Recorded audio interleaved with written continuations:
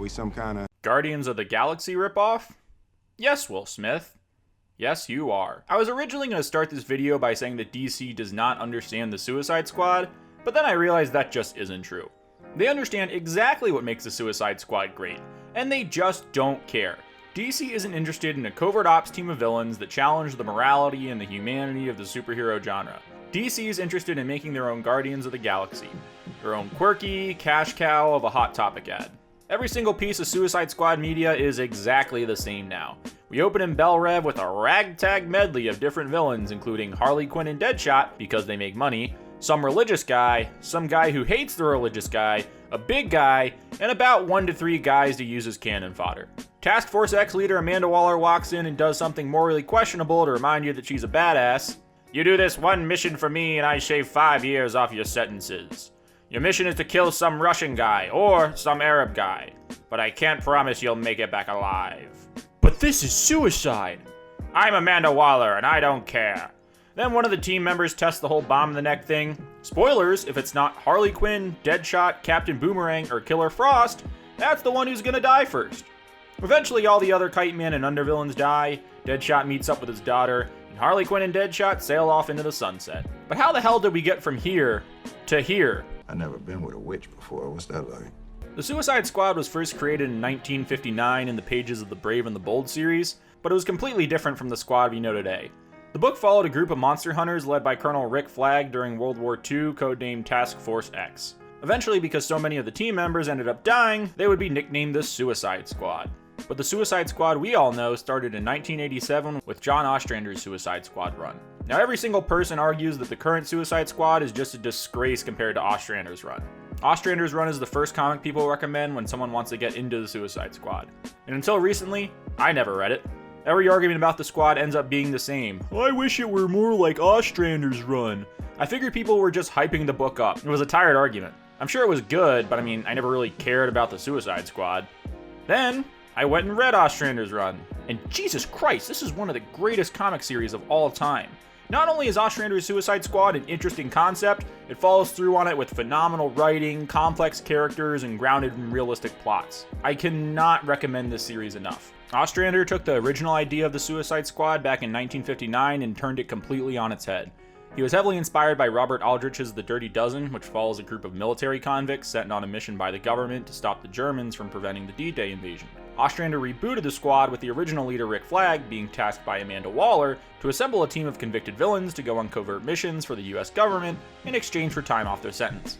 The idea was brilliant. The government had complete deniability because if any of these guys end up getting caught, you could just chalk it up to supervillains doing supervillain shit. But it was also a great idea in-universe.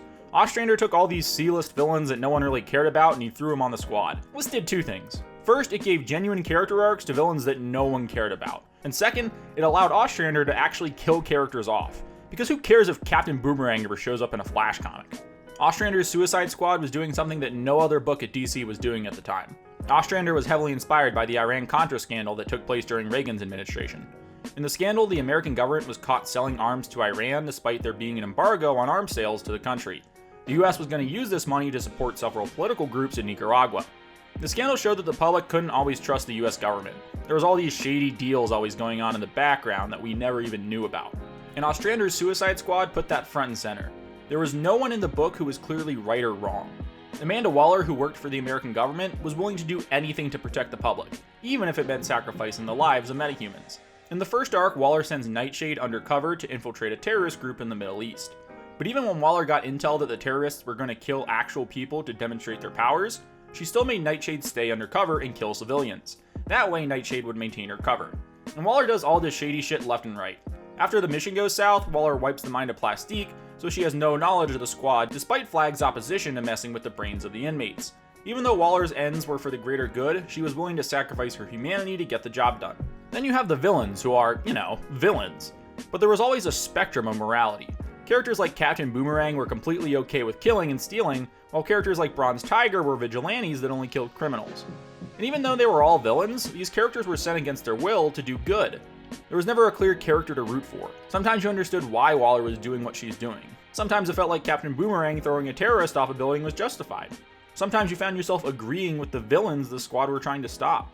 Ostrander perfectly captured the complexity of these real-world situations in the book. But whatever the fuck the Suicide Squad is now is so far removed from what Ostrander originally intended. The book is no longer relevant, it has nothing to say about the real world, and there is never any suspense to it. Let's start by looking at the characters. In the original Ostrander run, the characters were literally nobodies. I know today Deadshot and Captain Boomerang are big name villains, but that's only because of the success of Ostrander's Suicide Squad. Back then, no one cared about any of these characters. It would be like today if DC made a book starring Crazy Quilt, the Condiment King, and Penny Plunderer. Okay, and let's just take a second and appreciate the Penny Plunderer. This is a guy who rolls into a bank with a giant fucking penny and only robs the bank of all of their pennies, which are not only impossibly heavy to carry, but are worth less in their value than the actual cost of production. I fucking love this man. Anyway, the point is that they were nobodies. Characters like Deadshot and Boomerang were mainstays in the book, but there was always a rotating cast of characters. Even Deadshot left the team for an extended period of time. Characters were killed off or betrayed the team often, because, you know, they were villains. But nowadays, you know exactly who's gonna die right from the start. There is no mystery or build-up. You're telling me between Margot Robbie, Will Smith, and fucking Slipknot that there is any question who's dead by the end of Act 1. There is no suspense because you put these guys in a lineup and I know who's dead instantly. And why would DC do this? Well, the answer is simple. DC wants the Suicide Squad to be the Guardians of the Galaxy. In every interaction of the Suicide Squad, Harley Quinn and Deadshot are the main characters. The Suicide Squad movie, the New 52 run, Assault on Arkham, the Rebirth run, Hell to Pay, and there is never any question that by the end of the story, these two are still coming out alive. Hell, there is never any question that any of the main characters are going to die. Boomerang, Croc, Killer Frost, and Bronze Tiger are all now part of this rotating cast of people who hop in and out of the Suicide Squad. Instead of creating a team of C-listers, DC wants the audience to know who the characters are. That way they can make a fuck ton of money. They want the squad to be this group of edgy characters that stay the same all the time. While the squad was once a group of convicts struggling with crises of humanity, now the team just cracks jokes while hitting people with oversized mallets. And if we can pinpoint where things started to go wrong, we can look back at the New 52. Behold the voice of God. The New 52 did the absolute worst thing for the Suicide Squad ever, and it's bringing Harley Quinn onto the team.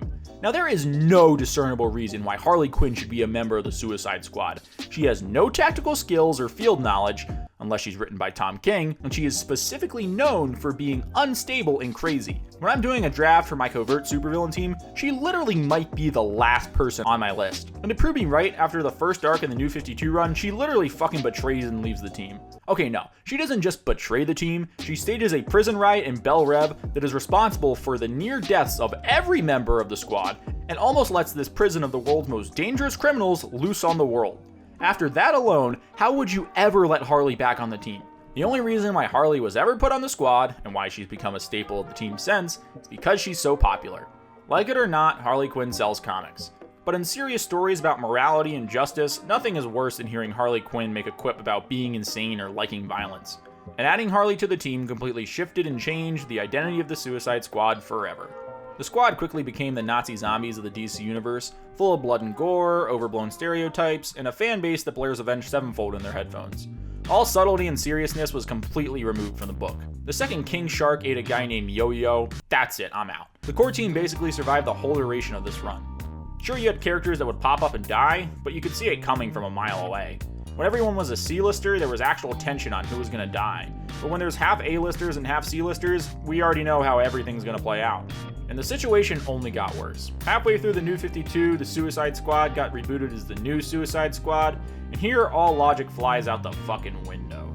The new team consisted of Deadshot and Harley, duh, Black Manta, Deathstroke, and Joker's daughter. First thing, why are Deadshot, Deathstroke, and Black Manta all on the same team? The point of the squad is that there are different members who have different skill sets. When Waller needed a strategist, she brought on the Penguin. When she needed a sniper, she brought on Deadshot. But these three all do basically the same thing. They're all good with weapons and like money. But more importantly, they are all big-name DC villains. Of course, none of them are gonna die in the book. If there's no suspense or chance of harm for any of these characters, then what's the point? And DC, if you wanted to make a book featuring semi-popular villains, including Deadshot, that go around and do missions, that's the Secret Six. The Secret Six are literally a team who do basically the same thing DC wants the current Suicide Squad to do. If you're so concerned with selling popular villains to people, just use the Secret Six. Stop trying to make the Suicide Squad something it's not. And also, this iteration of the team features the Joker's daughter. Now her name might be deceptive because she's not the Joker's daughter, nor does she have any fucking relation to the Joker at all. You know, the New 52 had a lot of fuck-ups. It killed the Titans, erased Wally from existence, squished Batman's entire crime-fighting career into 5 years, made Mr. Freeze a killer, made Green Arrow Batman light, had the gall to print Ann Nocenti's Catwoman run, but out of all the horrible things to come out of the New 52, Joker's daughter might be the worst. The Joker's daughter is not Joker's daughter. She is some random girl who found Joker's face in the bottom of a sewer and started wearing it. Why is Joker's face in a sewer and not attached to his body? Well, that's another story. Actually, it's 2 stories, one that's not so good and one that's really, really good. Anyway, the Joker's daughter's whole motivation is that she was chosen by the Joker to become her child or something. And later she claims to be Catwoman's daughter and Penguin's daughter and Scarecrow's daughter. And her names only get progressively stupider. She goes from Penguin's daughter to Catgirl to Scarecrone. Jesus Christ. Basically, she's that girl from Dr. Phil who thinks her dad is Eminem. You believe he's your father? Yeah. If you thought Harley Quinn was bad, Joker's daughter's fucking worse. And as soon as she was created, she was pushed the hell out of by DC. She popped up in Batman, Red Hood and the Outlaws, Catwoman. It was ridiculous. Like seriously, the people who come up with this shit have to be the same people who made Rick Grayson. It's not like any writer particularly wanted to create her, but DC editorial just pushed her because they thought she would stick. Hell, she might honestly be a plant for the non-Harley fans to actually appreciate Harley after putting up with Joker's daughter's shit for so long. Bottom line, any villain that DC thought was popular enough would end up on the squad sooner or later. Later in the run, they added Parasite and Reverse Flash to the team, which is ridiculous, by the way. Having a speedster on the squad is hilariously overpowered. These aren't even specially skilled characters anymore, they're just supervillains that could end the world if they wanted to. The power creep on the squad just gets absurd over time. If Waller has control of the Parasite and Reverse Flash, who can go toe-to-toe with Superman and the Flash, how the hell does she not fucking rule the world yet? And as time went on, the squad's identity as the DC Universe's Spencers got more and more solidified.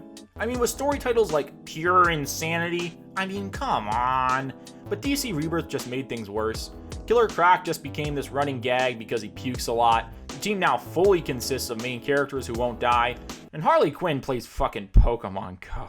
DC, please stop. I mean, the team fucking fights General Zod in this story. You can't have Harley Quinn going toe-to-toe with a Kryptonian without a no-kill rule and expect her to make it out alive. Or according to Tom King, you can. Seriously, somewhere within these 5 or so years, the book became a superhero book. All realism died along with Slipknot in the movie. The whole purpose of the team is basically gone now. Remember when the team used to go on covert missions? For 95% of that book, the squad was either in the jungle or some Middle Eastern country. But now the squad just does the most absurd missions possible. The first mission for Harley and Deadshot plus 8 in the New 52 is for the team to kill an entire stadium worth of people. Now the military did block the stadium off to the public, but compare Task Force X trudging through the Moscow snow to rescue a political prisoner to them slaughtering thousands of nano-zombies while tossing quips around. In Hell to Pay, the team travels around the country in a fucking RV. Like Harley's skin is bleached white. The one dude's a fucking lizard. How uncovert can you possibly get? There's a literal event in DC Rebirth called Justice League vs. Suicide Squad, which is a stupid idea based on premise alone. Not only should the squad not be able to take down the Justice League, the public shouldn't know about the squad being out in the open. You figure with Harley and Deadshot popping up in every squad mission, someone would have caught on to Waller's idea by now. Now, it's not like Ostrander was afraid of throwing in superheroes or villains in his stories. He used just as over-the-top concepts as you'd expect in comics. I mean, in the 3rd issue of his run, Darkseid sends the female Furies to rescue Glorious Godfrey from Belle Rev. But it's the way these concepts were handled that made it work. Every single thing that happened in Ostrander's run was always through the lens of these gritty, down-to-earth characters. The tone stayed consistent no matter who popped up. But the tone of the current series is basically the same as every other superhero comic, just with the Panic at the Disco song playing in the background. The squad feels just as powerful as Superman in these stories. The scope is always the end of the world, not these somber stealth stories that the original series captured so well. And of course, any level of characterization is just non-existent in these stories. The audience basically agrees with the squad 100% of the time. Amanda Waller is just portrayed as literally Satan, and the villains the team fights are always over-the-top evil. There is never any level of subtlety, let alone consistency. In some stories, Deadshot only kills when he has to, and sometimes he just kills whoever the fuck he can. There's no fine line that the team draws. Everyone's basically a killer and are okay being around death. The team is so entrenched in the squad that they really don't care who kills who at this point. Like after a fuck-all number of missions, you figured Deadshot or Boomerang would be free by now. The Suicide Squad no longer poses any interesting moral questions. It's just bad guys punching bad guys because it's cool. Never once do the situations in these stories test the morality of Task Force X. And anytime there is some semblance of character development, the book just gets rebooted. Seriously, how many times do I have to watch Deadshot meet up with his daughter before I stop caring? And of course, this all leads to the culmination of everything wrong with the Suicide Squad. The Suicide Squad movie. Which won an Oscar, by the way. In a year when Hell or High Water, The Lobster, and Hail Caesar came out and won nothing, David Ayer's Suicide Squad won a fucking Oscar. That is ridiculous. The film takes everything wrong with the Suicide Squad and says, "Here, general public, this is what the Suicide Squad is. Don't forget to buy the merch. It's ridiculous." Who are the characters in this movie? Well, Harley and Deadshot, of course. Well, actually, Harley and Will Smith, because heaven forbid DC tries to make Deadshot an interesting character on screen.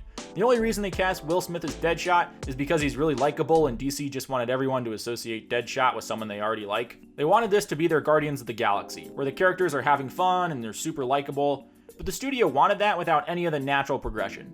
Like Ostrander's original run, Guardians took the time to develop these characters and make us fall in love with them. DC just expects you to like the Suicide Squad going into the movie. They spend no time developing Slipknot because he's just a plot device, not a character.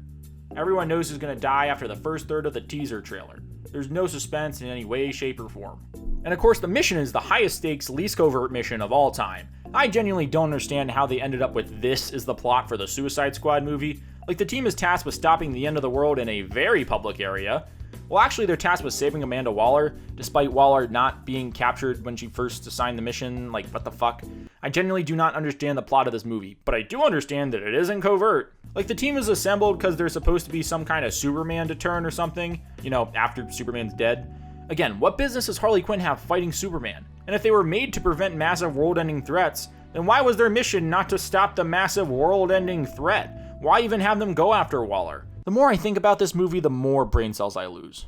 And any sense of moral complexity was thrown out the window the second an executive okayed the damage tattoo on Jared Leto's Joker. Who does the Suicide Squad fight in this movie? Just a generically evil guy who wants to end the entire world. Couldn't be less complex. Multi-dimensional characters like Captain Boomerang or reduced to pink unicorn jokes. Harley Quinn spends the whole movie trying to break free from Joker until he fucking appears at the end and she jumps right into his arms. The whole movie is just one shitty mess of an iPod playlist that shows just how little DC understands the Suicide Squad. But hey, there's hope. The Suicide Squad book's getting rebooted with Tom Taylor as the new writer, and James Gunn's new movie has an actual chance of redeeming the franchise. But the Suicide Squad are not the Guardians of the Galaxy, and DC needs to stop pretending like they are.